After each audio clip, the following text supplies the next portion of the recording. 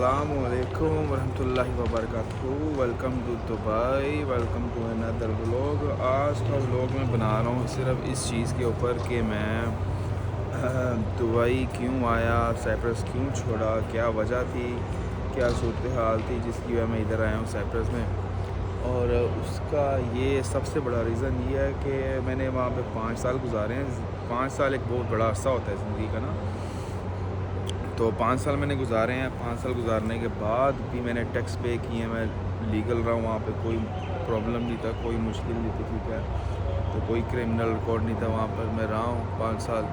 उसके बाद सबसे बड़ी वजूहत ये थी वहाँ से जाने की कि वहाँ पे डॉक्यूमेंट नहीं बनते थे, ठीक है, साइप्रस में। मैं सबसे पहले दुबई ही आया था 2016 में, विज़िट पे आया था दिसंबर के महीने में। मैंने 1 महीने में अल्हम्दुलिल्लाह जॉब ढूंढ ली। तब यहाँ पे इतना क्राउड नहीं था, इतने ज़्यादा लोग थे। तब इंस्टाग्राम था, नया नया इंस्टाग्राम आया था 16 में, और ना टिकटॉक था। अब तो टिकटॉक का दौर है, सोशल मीडिया का दौर है। बहुत ज़्यादा इन्फ्लुएंसर यहाँ पर हैं, बहुत ज़्यादा मार्केट अब अप हो गई है दुबई की, बहुत ज़्यादा अप हो गई है, ठीक है। तो मैं फिर दुबई 16 में आया। मैंने यहाँ पे अपनी जॉब ढूंढी, 2.5 साल मैंने काम किया यहाँ पर। 2.5 साल काम करने के बाद मैंने यहाँ से वीज़ा अप्लाई किया। पहले तो साइप्रस का वीज़ा अप्लाई किया, तो साइप्रस का वीज़ा अप्लाई करने के बाद उन्होंने मुझे वीज़ा तो नहीं दिया। फिर मैंने तुर्की का वीज़ा अप्लाई किया, मैं वहाँ पे वीज़ा चला गया। मेरा दोस्त था वहाँ पे ना, तब इतना पता नहीं था यार कि कैसे जाना है, यूरोप कैसे जाना है, बाहर कैसे जाना है, क्या करना है, तब कोई इन्फॉर्मेशन नहीं थी। और फिर मैंने दोस्त कहता आजा आजा, आपको पता है यार कोई सही बंदा गाइड हो, सही बंदा गाइड करने वाला हो ना, तो बंदे की आधी से ज़्यादा प्रॉब्लम सॉल्व हो जाती है, ठीक है। तब इतना पता नहीं था। वो बंदा रहा था टर्की साइप्रस में, आया था, नॉर्थन साइप्रस रहता था वहाँ पर। वो तुर्की का पार्ट था, लीरा चलता था जिसकी कोई इतनी वैल्यू नहीं थी। और दूसरी साइड पे नॉर्थन साउथ साइप्रस था, और जहाँ पे यूरोस वगैरह चलते थे। तो मुझे कहता कि यार आप यहाँ आ जाओ, यहाँ पर बड़ा अच्छा फ्यूचर है, हम दोनों जाएंगे वहाँ पे, बॉर्डर क्रॉस करके चले जाएंगे। मैंने कहा चल ठीक है, तो अच्छा दोस्त है यार तेरा, बचपन का जैसा साथ रहा, 10 साल से साथ रहा हूँ मैं। तो उसके साथ मैं रहा, उसको मैंने फ़ोन भी ला के दिया, फ़ोन भी गिफ्ट किया, पैसे नहीं लिए। बट वो बंदा बड़ा मतलब ही था, सही सी बात है, अपना माइंड यूज़ करता था। तो मैं अपने दिल से चाहता था उसके बाद, वो बंदा माइंड यूज़ करता था और यूज़ करता था। मैं उसकी बातों में आगे, मैंने कहा चल ठीक है तेरे साथ रहेंगे, जाएंगे वहाँ पे, तो वहाँ पे देख लेंगे जो भी होगा। मैं गया, कहते हैं जब तक हज़रत अली का कॉल है कि जब तक आप बंदे के साथ सफ़र ना करो, उसके साथ खाना पीना ना खाओ, उससे पैसों का लेन देन ना करो, आप कुछ भी पता नहीं चलेगा कि बंदा कैसा है, क्या करता है, क्या नहीं करता, ठीक है। तो मैंने कहा चलो ठीक है, मैं फिर बिना सोचे समझे चला गया उसके पास, ठीक है। मैं वहाँ रहा हूँ उसके साथ जाके, रहने के बाद थोड़ा सा अर्सा हमने फिर 15 दिन से रहा हूँ नॉर्थन साइप्रस, वहाँ पे बॉर्डर क्रॉस करके दूसरी साइड पे गए हैं। उसके बाद फिर थोड़ा आस्ता आस्ता आयनपा में शिफ्ट हुए हैं। पहले आयनपा में गए, उसके दोस्त वगैरह थे, 150 यूरो दिया हमने बॉर्डर क्रॉस करने का, दोस्त वगैरह थे। उसके बाद गया आयनपा, साल के बाद फिर लिमासल मूव हुए। तो आस्ता आस्ता बंदे का पता चलता है बंदा कैसे कैसे नहीं। मैंने कहा देख लिया, मैंने कहा यार ये बंदा अपने मतलब को था, अपने मतलब को मुझे बुलाया। अगर उसके अंदर इतना पानी होता ना, वो खुद रिस्क लेके खुद जाता, ठीक है। मुझे ना कहता कि भाई तू आ जा। तो वो अकेला, तो उसने कहा चल इसने भी जाना है, इसको बुला लेता हूँ, इसको यूज़ करता हूँ, मैं जाता हूँ इसके साथ जाता हूँ, इसको ले जाऊँ, अकेला क्या करना चाहता हूँ। मैंने कहा चलो ठीक है, मेरे भी था कि मैंने जाना है यूरोप। मैंने कहा ठीक है चले थे। बट तब मुझे इतना क्रेज़ बहुत था, मुझे क्रेज़ था तब यूके जाने का, 2017 की बात कर रहा हूँ। मेरी पहला दिन था, जब पहले दिन नौकरी थी जब मैं जा रहा था, जिस पे मैंने कहा यार मैंने यूरोप जाना है, ठीक है। तभी मैं दुबई में आया था, और मेरी जॉब थी हाउस कीपिंग की जॉब थी, ऑफिस बॉय की जॉब थी। तो मैंने जिसमें पहले साल तो अपने घर वालों कर्ज़े उतारे, फिर 1 साल फिर मैंने अपने वालदा को और सिस्टर को उम्रा कराया। फिर 2 साल बाद जब कर्ज़ा वगैरह उतर गया, फिनिश हो गया, फिर मैंने 6 महीने 1 साल लगा के पैसे सेव करके फिर मैं गया हूँ यूरोप, ठीक है। और वो भी घर में 3 महीने का खर्चा दे के, 3-4 महीने का कोई प्रॉब्लम ना है घर में, क्योंकि और के घर में कोई सपोर्ट करने वाला था नहीं, मैं अकेला था जो भी रिस्क ले रहा था, ठीक है। तो अल्हम्दुलिल्लाह जिसकी नीयत साफ़ हो, अल्लाह भी उसको कहते हैं भाग लगा देता है। तो नीयत साफ़ आप लोगों की होगी, विजन आपका होगा, सोच बड़ी होगी, तो आप इंशाल्लाह कामयाब हो ही जाओगे। अच्छा एनीवे, तो मैं फिर उसके पीछे लग के चला गया भाई, 5 साल दिए। तो वहाँ पे तो कुछ, उसके बाद जब मैंने उसको देखा, वो तो उसने एक लड़की सेट कर ली इंस्टाग्राम पे, सेटिंग हो गई, डॉक्यूमेंट बन गए, चला गया। मैंने कहा ठीक है नो प्रॉब्लम, रुका नहीं, कोई बात नहीं। आज तक कोई मैसेज, जब वालदा का इंतकाल होता है मैसेज, अदरवाइज़ वो करता नहीं है मैसेज ना। मुझे भी अब कोई शौक़ है किसी के साथ रब्ता रखने का, कोई भी हो अपनी ज़िंदगी में, आप जो भी करना है खुद ही करना है। तो रीज़न क्या था साइप्रस छोड़ने का, तो लड़की भी थी मेरे पास, इंटरव्यू हमने किया, इमिग्रेशन ने कहा इंटरव्यू दो, इंटरव्यू किया, उसके साथ रहा 7 साल, उसके साथ रहा, ठीक है 4 साल साथ रहा उसके, तो मगर इंटरव्यू भी किया, टैक्स भी पे किया इमिग्रेशन में, तो बट कुछ भी नहीं बना। तो मुझे अब रिसेंटली जब मैं वहाँ से मूव हुआ, बहुत ज़्यादा सख्ती हो गई थी, बहुत ज़्यादा पुलिस थी, लोगों को पीछे फेंकते, जिसको वो पीछे फेंकते थे ना, उसके पासपोर्ट के ऊपर भी वो डिपोर्ट की स्टैंप लगाते थे और उसको एक येलो पेपर देते थे कि भैया आप 3 साल के तो साइप्रस में नहीं आ सकते और 5 साल आप यूरोप में नहीं जाते, सिर्फ जाओगे तो आप आयरलैंड या आइसलैंड जा सकते, वो भी अगर आपको वीज़ा दे तो मैंने ये चीज़ देखी, तो तकरीबन उन्होंने 3 महीने में 2100 बंदा फेंक दिया 2023 के स्टार्टिंग में ही। तो मैंने काफ़ी चीज़ें नोट की ना, तो वहाँ पे डॉक्यूमेंट बन रहे थे, डॉक्यूमेंट बनने चाहिए थे मगर बनने अल्लाह की काम है ना, जो जैसे अल्लाह को पता हो कि यार इसके लिए क्या बेहतर है क्या नहीं बेहतर, तो मेरे लिए डॉक्यूमेंट बेहतर नहीं थे, इसलिए शायद उसके साथ नहीं थे, ये क्या था क्या था और आपके मामला आता है, ठीक है। तो एनीवे 5 साल के बाद मैं मूव करने की यही थी कि अगर मैं वहाँ रहा तो यहाँ तो वो डिपोर्ट कर देंगे और पासपोर्ट भी डिपोर्ट की स्टैम्प भी लगा देंगे और उसके बाद मैं कहीं जा नहीं सकूँगा, पासपोर्ट ख़राब हो जाएगा।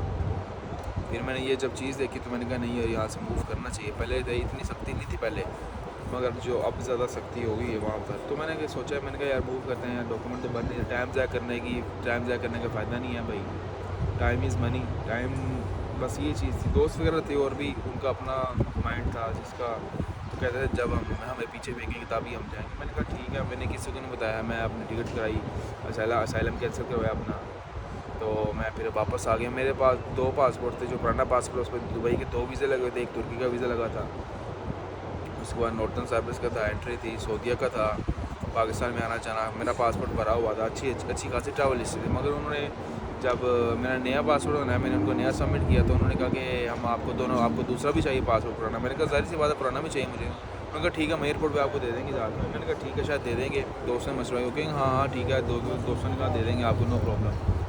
तो मैं एयरपोर्ट पे गया भाई, तो अपनी टिकट कराई थी, ना मैंने उससे 1000 यूरो लिया है, तो ना ही मुझसे टिकट लिया है, तो मैं अपनी टिकट कराई और मैं अबू धाबी आ गया। और कैसी बात है, एक बंदा था पाकिस्तानी, दोस्त था इंडियन, उसका जानने वाला था पाकिस्तानी, कहता यार ये यूके में रह के है, इसकी बड़ी अच्छी फैमिली है, जज फैमिली है, बड़ा अच्छा ये है वो।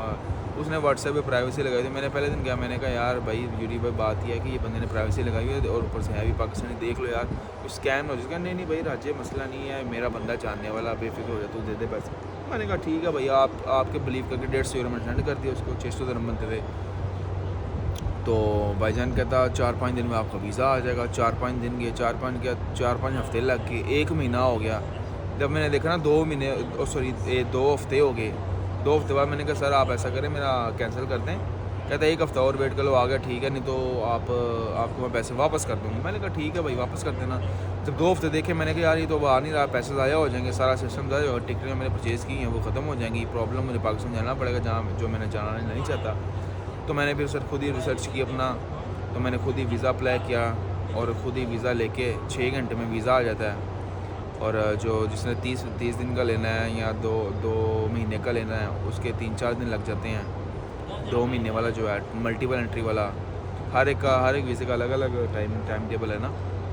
तो मैंने वीज़ा लिया भाई, अल्हम्दुलिल्लाह अल्लाह ने फजल किया, वीज़ा आ गया, विज़िट वीज़ा, ठीक है जो होता है वो आप यहाँ विज़िट वीज़ा तो आपको सारी बार लेने पड़ेगा। उसके बाद आके यहाँ पे आप फ्रीलांसर लो, जॉब फाइंड करो, और ये कि वीज़ा ख़त्म होने से पहले आपको निकलना पड़ेगा। नहीं निकलते तो आपको पहले दिन का 200 दिरहम और उसके बाद आपको 50 दिरहम रोज़ होते रहेंगे, जो कि बड़ी गलत चीज़ है। तो फ्रीलांसर वीज़ा सबसे बेस्ट है। फ्रीलांसर वीज़ा लो आप, 2 साल का 2016-1700 यूरो का मिल जाएगा आपको, 2000 यूरो का मिल जाएगा। 2 साल आप लीगल है, तो उसके बाद आप चाहे कोई छोटा मोटा अगर पैसे हैं काम धंधा कर लो, मतलब साइड हसल कर लो, जैसे वहाँ करता फ़ोन लेके भेज दी, गाड़ी लेके भेज दी, ऐसे साइड हसल कर लो किसी के साथ मिल के, नहीं तो अकेले कर लो, नहीं तो जॉब ढूंढ लो। तो यहाँ से बस मेरा जो मेन मकसद था वहाँ से निकलना, वो मैं निकल आया हूँ, क्योंकि डॉक्यूमेंट बन नहीं रहे थे। तो मेरा जो बंदा लीगल जाएगा वहाँ पर, उसके लिए बेस्ट है वो कंट्री, पैसे बहुत अच्छे हैं वहाँ पर, बंदा रोज़ का 100 यूरो भी बना लेता है, असाइलम वाले भी 70-80 यूरो बना लेते हैं IDC यूज़ करके। तो बस ये मकसद था मेरा कि 5 साल हो गए थे, 5 साल के बाद भी यार अगर कुछ ना मिले बंदे को, तो और इटली वगैरह में, पोर्चुगाल में, स्पेन में सारा कुछ बंदे को मिल जाता है। अब यहाँ इंशाल्लाह दुबई है, यहाँ से कुछ ना कोई गेम देखेंगे। यहाँ पे तो सारा पता है, मैं खुद ही गया हूँ दुबई से भी अपना वीज़ा लगा के, और सारा कुछ करके ना खुद ही किया हूँ, मैं खुद ही किया, ठीक है। बस थोड़ी सी दोस्त ने हेल्प की थी जो नॉर्थ ईस्ट में होता था। उसके बाद एनओ से पकड़ा, ऑफिस से बैंक स्टेटमेंट लगाए 3 महीने की। तो ये सेम प्रोसीजर अभी भी है। आपका फ्रीलांसर वीज़ा है भाई, 15-20 हज़ार dirham की बैंक स्टेटमेंट लगाओ, ठीक है। और उसके बाद आप अपना एनओसी पकड़ो कंपनी से, विजिट वीज़ा अप्लाई करो, यूएसए का वीज़ा यहाँ से लगाओ इजीली 3-4 महीने में, 5-6 महीने में आपको अपॉइंटमेंट आ जाएगी। वो लो, कनाडा का लो, ऑस्ट्रेलिया का पकड़ो, एमिरेट्स आईडी पे आपको ऑस्ट्रेलिया का मिल जाता है ई वीज़ा, न्यूजीलैंड का मिल जाता है भाई। और काफ़ी फैसिलिटीज़ यहाँ से आपको मिल जाती है लीगल तरीके से जाने की, आगे यूरोप में जाने की, आगे पीछे जाने की, तो इजीली होता है। बस ये मेन वजह थी जो मैं वहाँ से आ गया हूँ। अब यहाँ पे आए हैं, अल्लाह इंशाल्लाह अल्लाह ने यहाँ रिज़्क लिखा है तो यहाँ से भी चलो ज़रूर निकलेंगे। माइंड सेट तो है, रिज़्क देने वाले ज़्यादा अल्लाह की है। और दूसरी बात यह कि जब आपका बिलीव रब पे हो तब आप इंशाल्लाह कामयाब होते ही होते, और बिलीव स्ट्रॉन्ग होना चाहिए रब की ज़ात पे, तो तभी आप ज़िंदगी में कामयाब होगे और आगे बढ़ोगे। मेरी यही नसीहत है कि उस कंट्री में जाओ जहाँ पे डॉक्यूमेंट बने, जैसे इटली या पुर्तगाल में पैसे तो बहुत कम है। मेरा दोस्त है पुर्तगाल में ना, डिलीवरी बेचारा करता है, तो कभी 25 यूरो, कभी 15 यूरो, 20 यूरो डिलीवरी में। और दूसरे जो लोग हैं कंस्ट्रक्शन का करते हैं, जो कंस्ट्रक्शन का कर नहीं सकते, कंस्ट्रक्शन का काफ़ी हार्ड काम है, उसमें 50 यूरो भी बन जाते हैं। और साइप्रस में 70-80 यूरो तो आम थे, रोज़ के थे। 10-15 यूरो तो बंदा खुद ही खा लेता वहाँ पर, कॉफ़ी वगैरह के, खाने वगैरह के भी कुछ भी खा लिया ये वो। तो बस ये मेरी वीडियो रिकॉर्ड करने का यही था मकसद कि आप लोगों को मैं अवेयर करूं, ठीक है, अवेयरनेस दूं कि मैं साइप्रस में था, 5 साल रहा हूँ वहाँ से, क्यों मूव किया, क्या रियलिटी थी, उसकी डार्क साइड क्या थी। और वहाँ पे रेसिज्म बहुत ज़्यादा, हद से ज़्यादा बढ़ गया था। उनकी गवर्नमेंट जो है ना, गवर्नमेंट वो बहुत बड़ी रेसिज है उनकी गवर्नमेंट। तो पहले इतने ज़्यादा नहीं थे, अब उन्होंने बहुत ज़्यादा स्ट्रिक्टनेस कर दी है। वहाँ पर भी एशियन को जहाँ पकड़ते हैं रोक लेते हैं, देसी को जहाँ पकड़ते हैं वहाँ रोकते हैं, चेक करते हैं बाइक वालों को, गाड़ी वालों को, पैदल वालों को। बहुत ज़्यादा रेसिज्म साइप्रस में अब हो गया हुआ है। मैं ज़रूर पता 5 साल रहा हूँ, मैंने भी इतनी चीज़ सीखी है जितना मुझे साइप्रस ने सिखाया, इतना मुझे किसी चीज़ ने दुबई ने भी नहीं सिखाया था जब मैं यहाँ था। मैंने बहुत सीखा है। तो मैं ये मशवरा दूँगा, साइप्रस में मत जाओ इलीगल, जिसने भी जाना है। अगर इलीगल आपको जाने का शौक है, टंकी लगाने का शौक है, तो आप इटली जाओ, कागज़ वहाँ खुलते हैं। पुर्तगाल चले जाओ, स्पेन चले जाओ, वहाँ पे सिस्टम हो जाता है। और अगर लीगल जाना है तो दुबई से आप लीगल वीज़ा अप्लाई करके भी जा सकते हो, वर्क परमिट भी ले सकते हो। तो बस यही वीडियो थी। तो इंशाल्लाह अब यहाँ पर आए, व्लॉग्स वगैरह बनाएंगे इंशाल्लाह, आपको साथ साथ अपडेट करता रहूँगा क्या करें आप, क्या बेस्ट है। तो यही मकसद है। बाकी इंशाल्लाह मिलते हैं आपको नेक्स्ट वीडियो में। तब तक के लिए thank you so much for watching this video. Take care, अल्लाह हाफिज़।